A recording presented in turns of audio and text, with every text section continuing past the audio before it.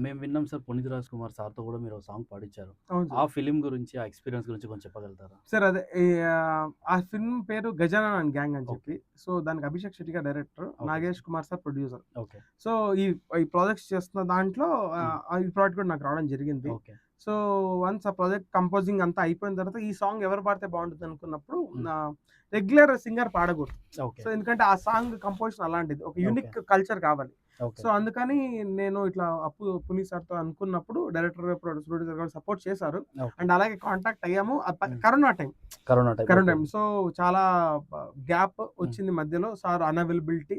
హ్మ్. సరే వన్స్ ఒకసారి సార్ సాంగ్ కూడా విని చాలా బావుందని చెప్పాక వన్స్ ఒక డేట్ ఇచ్చారు. హ్మ్. ఆ డేట్‌కి స్టూడియోకెళ్ళాం. ఓకే. ఆ వెరీ గుడ్. ఎక్స్‌పీరియన్స్ చాలా ఫెంటాస్టిక్ ఎక్స్‌పీరియన్స్. ఎందుకంటే అంత గొప్ప వ్యక్తిని అంత దగ్గరగా చూడడము. ఓకే.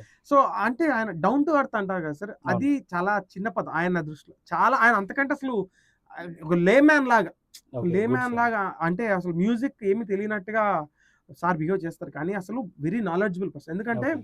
మ్యూజిక్‌లో ఎందుకంటే ఇప్పుడు డమ్మీగా ఉంటే అంత సింగర్‌గా అంత పెద్ద పెద్ద పాటలు పాడలేరు కదా సార్ మ్యూజిక్ కరెక్టే. నాలెడ్జ్ కరెక్ట్ లేకపోతే. సార్. అవును. సో, ఆయన దగ్గర మంచి నాలెడ్జ్ ఉంది మ్యూజిక్‌కి. హ్మ్. ఎందుకంటే ఒక మన మ్యూజికల్ టెర్మినాలజీ మాట్లాడేటప్పుడు కరెక్ట్ సార్. ఆయన అప్పుడప్పుడు సరదాగా చెప్తుంటారు. "అబ్బా! నాకంత తెలీదప్పా" అంటే నేను స్వరాలు చెప్తాను. ఓకే. అంటే కన్వే అవ్వడానికి. ఓకే. "అయ్యప్ప! నాకు అలా తెలీదు నువ్వు నార్మల్‌గా చెప్పు" అంటారు. హ్మ్. But fantastic knowledge okay. అసలు ఆయన వెరీ గ్రేట్ పర్సన్. అండ్ అప్పుడు కన్నడ మాట్లాడుతున్నప్పుడు ఆయనతో "మీదెక్కడ మంగళూరు" అని అడిగారు. ఆ! లేదు సార్ నాది హైదరాబాద్ అన్నాను.